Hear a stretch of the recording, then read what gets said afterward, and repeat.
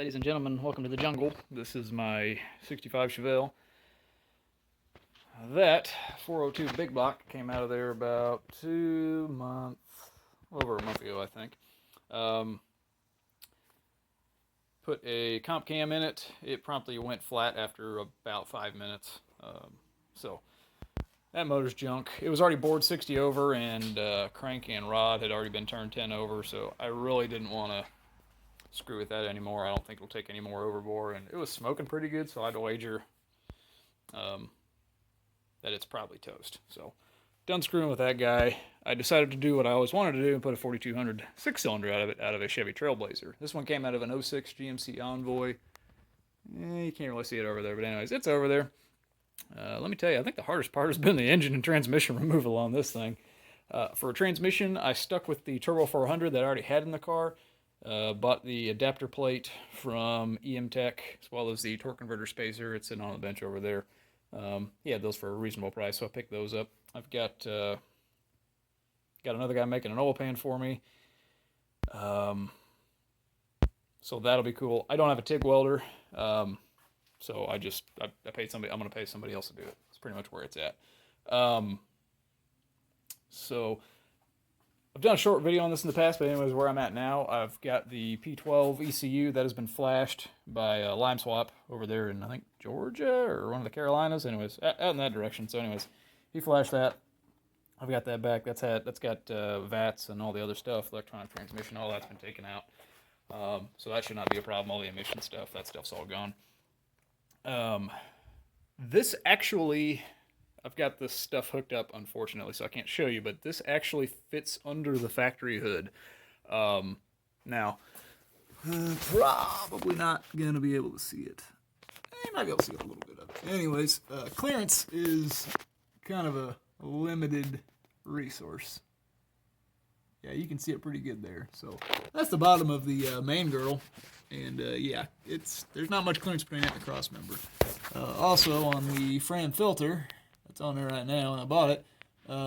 There's barely enough room to clear the sway bar when I remove it. So right now I've got about, I'd call about 5/8 of an inch. I need to show you. I moved the camera. Sorry. Anyways, I got about 5/8 of an inch, which is barely enough to unscrew the whole filter and get it out of there. Which is fine. It's enough, but ooh, it's tight.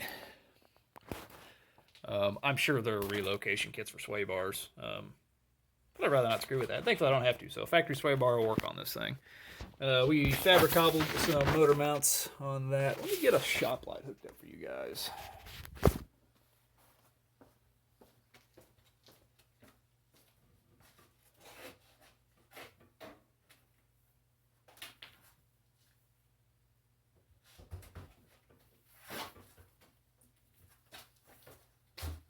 my god, he wasn't prepared for his video. Oh no. Well, it's YouTube. You can jump stuff around as much as you want. You're the viewer.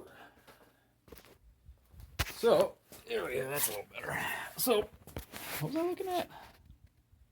Oh yeah, motor mounts. Well, we're already done here. So, radiator. These are the radiator mounts. I just cut those off of the Trailblazer, and then I weld them up onto the frame there in the front. It's not pretty, but it'll work if I can get that. Sorry, I jump cut myself. That was not very smart.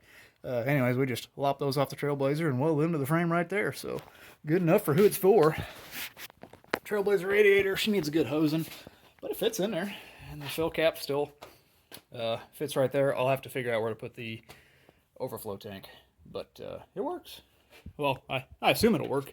Oh, and then for the upper brackets, we just made some brackets and welded those to the radiator support. Again, not the cleanest. I may go back at some point, clean those up, and re-weld that, but it'll work for now. This side looks a lot better. Funny enough, that was the side I did first. And it turned out, you know, hit that with a wire brush and paint it, it won't be bad. This one, you know, kept blowing through. So, oops. Anyways, radiator neck, the upper neck, which is actually the return on this thing. Doesn't make any sense to me, but that's how they did it. Or, no, is this supply?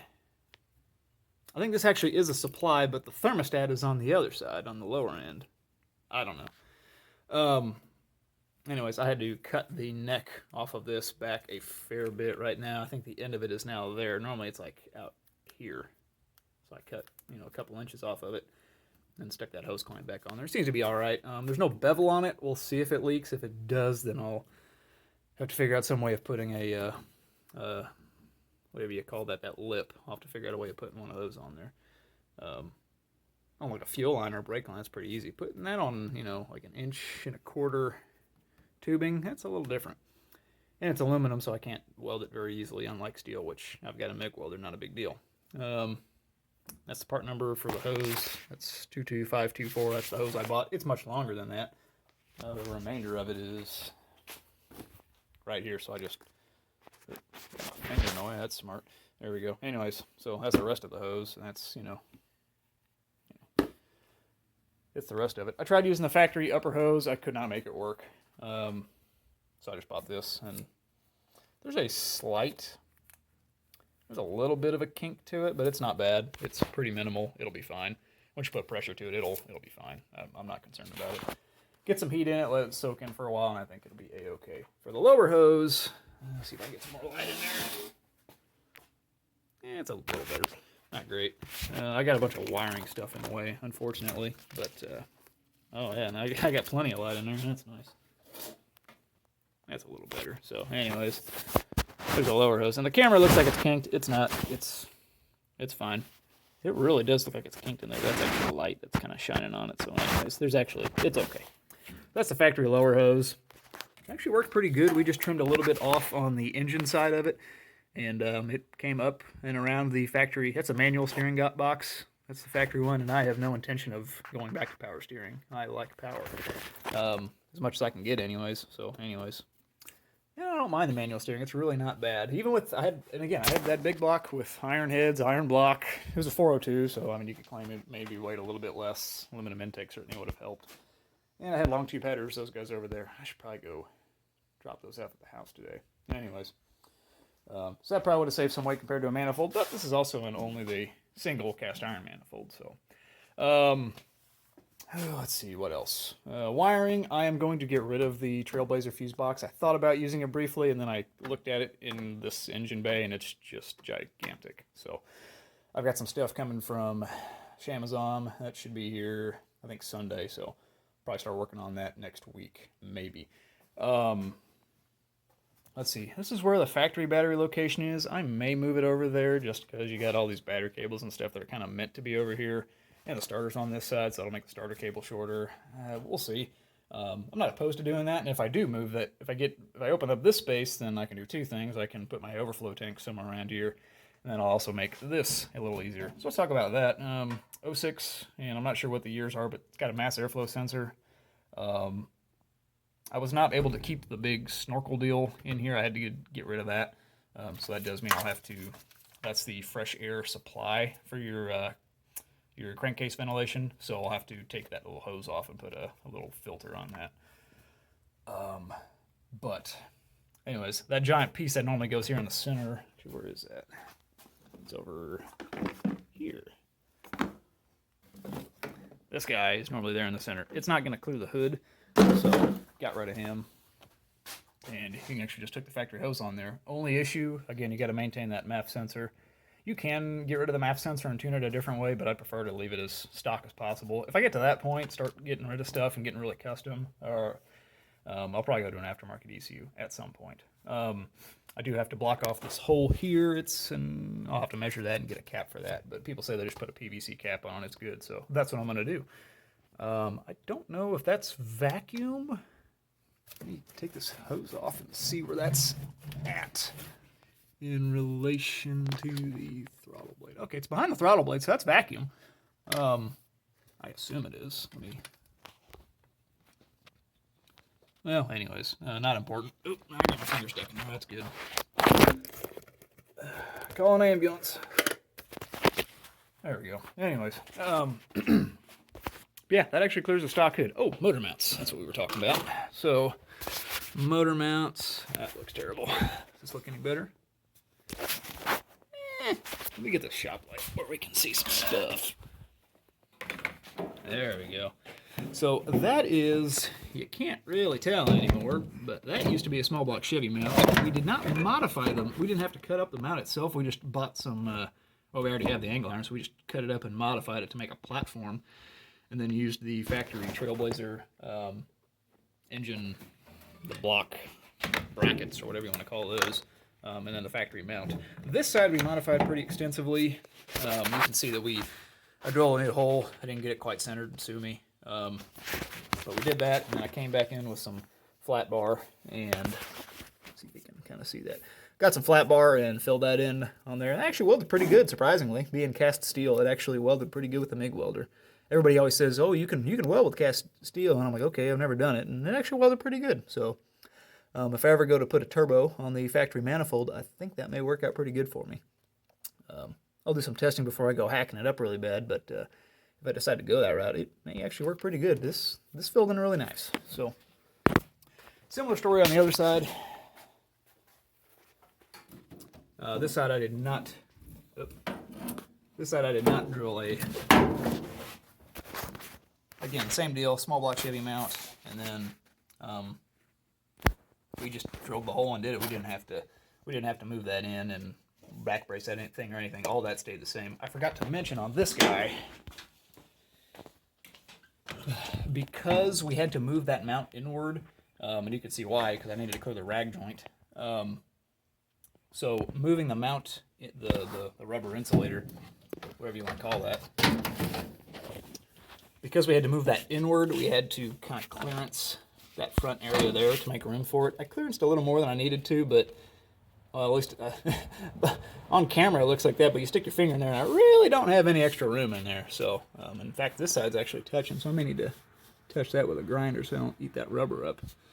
But anyways, so that's why I put that flat bar in there and welded it up, just to give it a little more structure.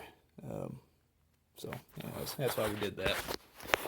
Oh, let's see what else. You can see the wiring has been somewhat disassembled and then reassembled.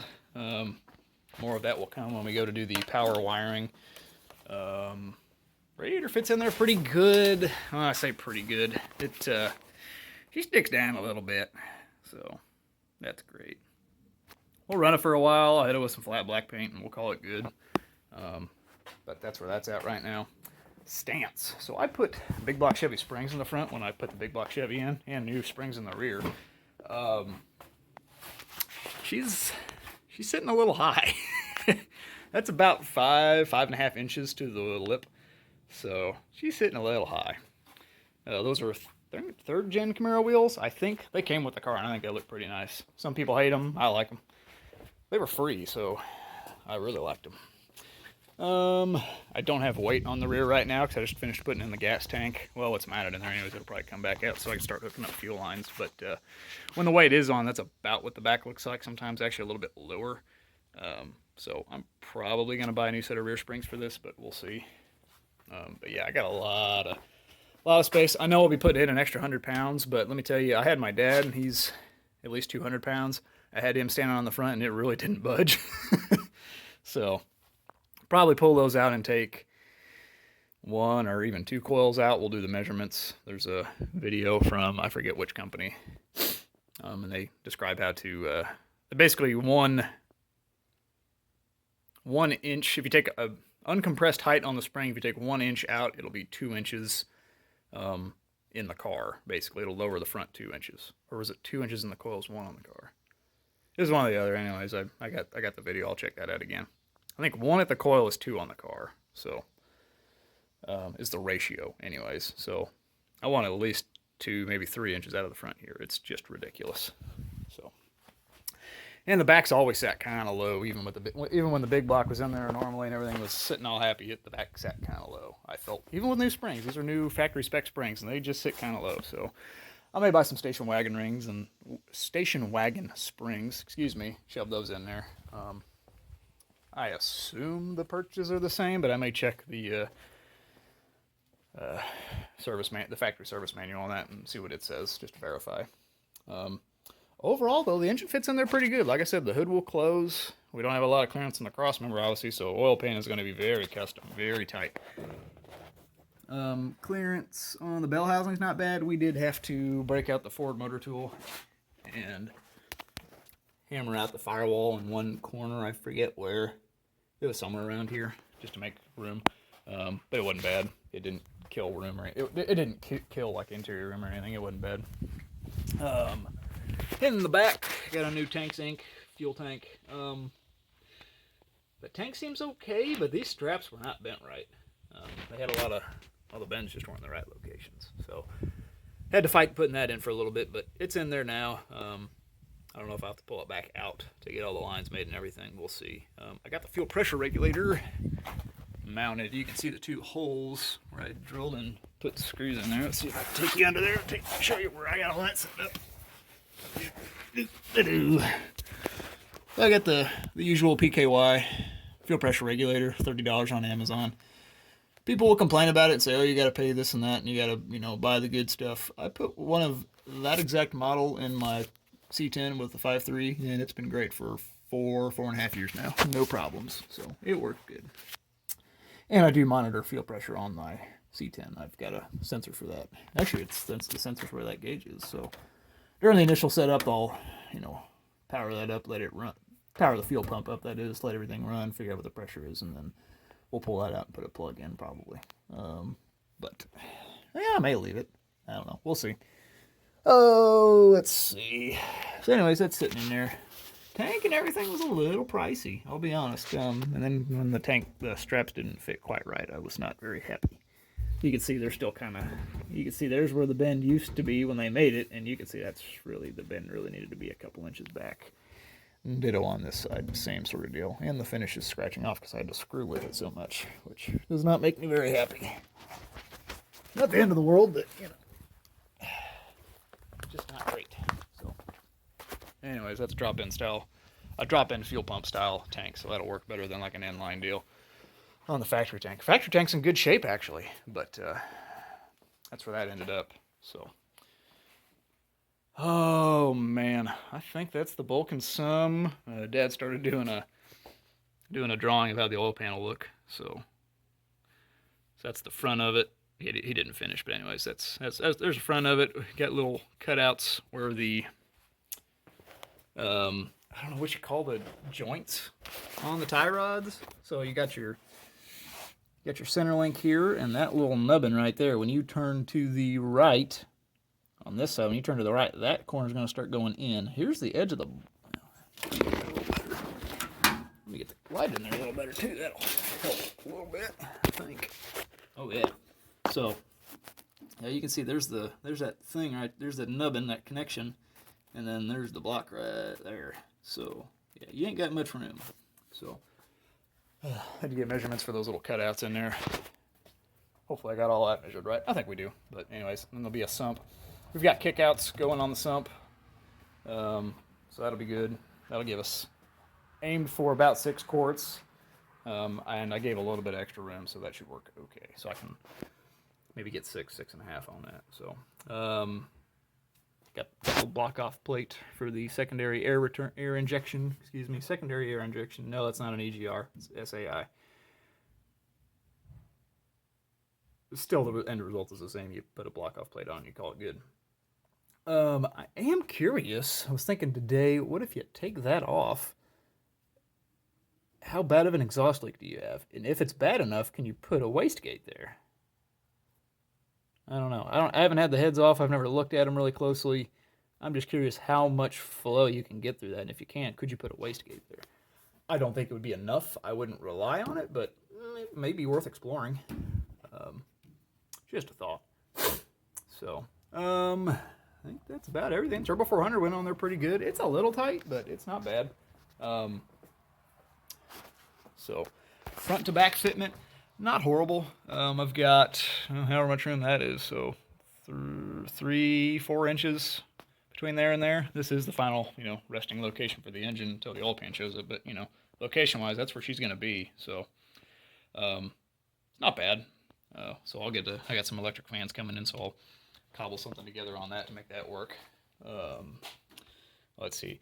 Same guy that's making the oil pan's also going to make a shaved valve cover. Basically what they do is he takes that area and just cuts that off and puts a flat plate, and then he relocates the fill cap to there.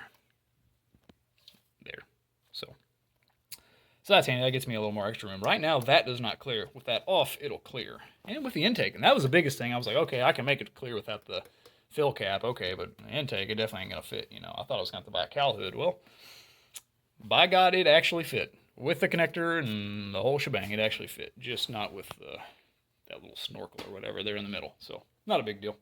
I can live with that. So I think that's about everything. Obviously, plenty of room over here for a turbo. So initially, we're going naturally aspirated. If I put a turbo, I'm probably not going to run a factory computer. My issue with that is I live in Missouri. We've got E85 out the ass. It is everywhere. It's cheap. It's a lot cheaper than 93, and it's a lot more effective than 93.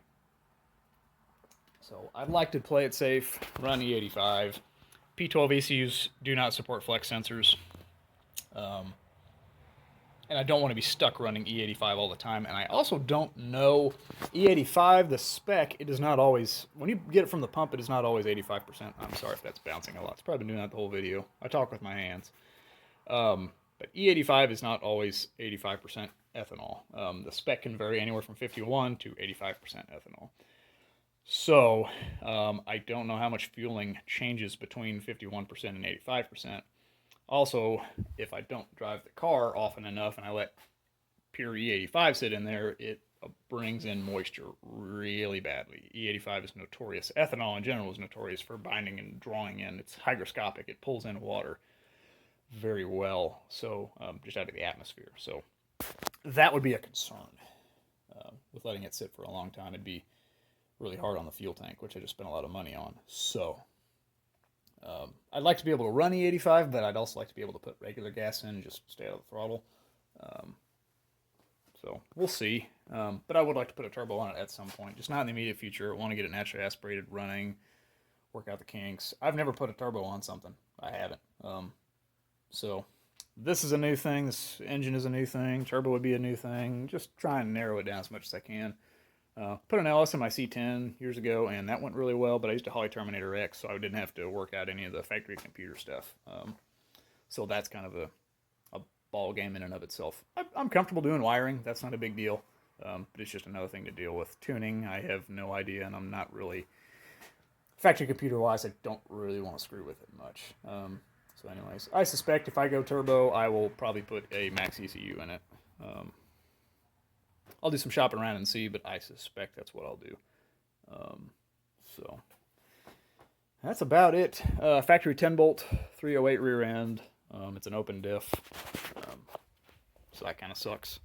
But what's nice is if you're gonna, do some spinning and stuff on the street, the nice thing, and interestingly, this big block, it ran pretty well. Even with the Turbo 400, it would spin without holding the brakes or nothing, just stomping on it. It would spin through first and second gear. You just let her eat, and it would do it. So it ran quite well on the cam that was in it initially. Then I put the other cam, the comp cam, and it wiped out pretty quickly. So that was frustrating. So I gave my money back, so that was cool. Got $400 out of that. Obviously, I lost a lot more than that in the engine, but that's a separate issue. Can't really... do anything about that. They did not fight me at all on it. They just had me submit it, and once they got it in the mail, they refunded the money. So that was a week or two ago, so haven't anything more. So they're not contesting it, so that's good. I think that's about everything. A lot of stuff still to go. I was checking some notes here. So yeah, I think that's everything. Factory wiring harness, it's on pretty good shape. Yeah, that's gonna go away. It's just gigundous, man. It's just too big. It's just too big. I'm not gonna be doing electronic transmission, so there's really no reason to maintain all that stuff, and that's quite a bit of that harness. Obviously not doing any of the body stuff, so that takes out like half of the fuses. I've got a box of all the fuses and relays I pulled out of that damn thing. Just a pile of that stuff. Actually, there's more floating in there. There's fuses and more fuses and a lot of relays and stuff. I'll probably reuse some of that stuff. But yeah, just a lot of extra stuff that you don't need for this kind of swap. So yeah, that's everything. If you got any questions, let me know. I'm happy to talk about it. It's a big project. We've been hammering away on this for about a month now, give or take. We pulled the motor out of the Trailblazer about a month ago. That was awful, let me tell you. That was 8 hours of me and my dad working at it hard, sweating. It was hot that day, let me tell you. For the axle shafts, the car was very rusty. The car's being totaled. For a rusty frame, it's toast. It is unsafe to drive. And the sellers knew that, so I got a good running car with everything for $1,000. So yeah, we took the axle shafts, half shafts, what are you gonna call them, and we sawed them off. First one, I just did a sawzall, and that took like 10 or 15 minutes with the Milwaukee torch blade. It was cutting good, and the blade held up really well. It just took forever. Those axle shafts are no joke. For the other one, I don't see the stub for that anywhere, but anyways, cut on it for a while, and I was like, ooh, I think I can fit my angle grinder in there. So I used the angle grinder for a while, and I spun it around and spun it around. I'm like, yeah, I should be through by now. And I spun it around completely while I'm watching, and I discovered I cut a spiral into it. So that kind of pissed the guy off. But anyways, we eventually got her out, and here she be. So should be good. Oh, also have got the billet starter adapter deal, so you can use a Tillotson, small block Chevy, big block Chevy style mini starter, and then just bolt that in there. I mean, it's two things. One, replacement starters are pretty plentiful. Not that they necessarily aren't for these, but going forward in the future, they should still be pretty plentiful. Second of all, it means I didn't have to cut out a big old notch on my bell housing, and that was a good selling point for me. $250 for that adapter, which seemed a little high to me, but I didn't have to screw with it. I didn't have to tear up my bell housing, so that's worth it to me. So, anyways, this video is plenty long enough. If you got any questions, let me know, like I said, and I'll catch you all later. One other thing I forgot, heater hose fittings are the same sizes as they were on the big block, which means they're like the same size for like everything. So like heater hose size for this thing is, I think it's 5/8 and 3/4, the factory sizes on, Chevelles and stuff, and yeah, it's the same size. I don't even have to buy new hoses. I bought a 90-degree fitting, and that's all I'm going to need. I took the factory hose adapter thing that goes around the side. You can't really see it in there. It's right there. That guy, yeah, that goes to the factory fitting right there. Yeah, you can see that pretty good. So he's in there, and that's all good. And that wraps around. It's got a nice little aluminum hose or something that you can bolt to the back of the block, and that'll be cool. And then I just got to cut this to length and cut that guy to length, and a little 90-degree fitting, and that'll go right there. And then the big guy, he's got to get his 10%, and there he is. It fits right on there. It's good. Can't get it off now. That's good. Yeah, it fits on there. So I thought that was pretty neat.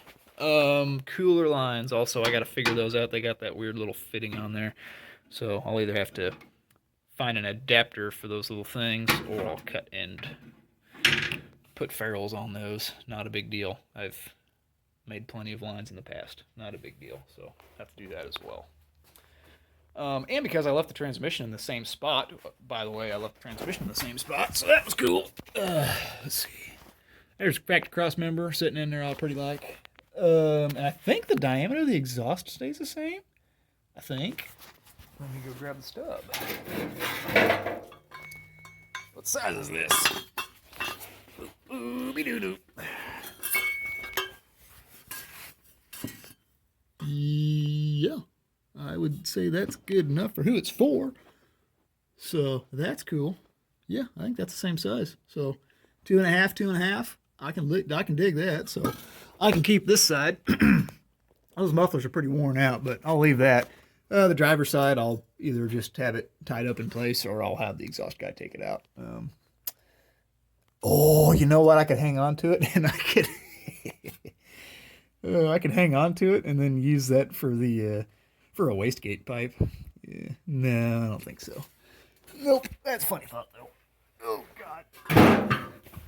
So, car's not perfect, as you can see. I got that door rusting out pretty good. Oh, it's a 4-door, by the way. I forgot to kind of point that out. It's a 4-door. This is a factory 6-cylinder car. Oh God, factory 6-cylinder car. So we're going back to roots, you could say. So she's getting what she always deserved. Overhead cam 6-cylinder. Make Pontiac jealous. And also, when he modifies the valve cover, I'm going to have him paint it, he's going to powder coat it Chevy orange. And then I'm going to buy one of those factory, like, 230 thrift, turbo thrift, 230 cubic inch turbo thrift. I'll buy one of those little decals, and I'll put that on the valve cover, that flat area in the front. I think that'll be kind of cool. So, anyways, that's all.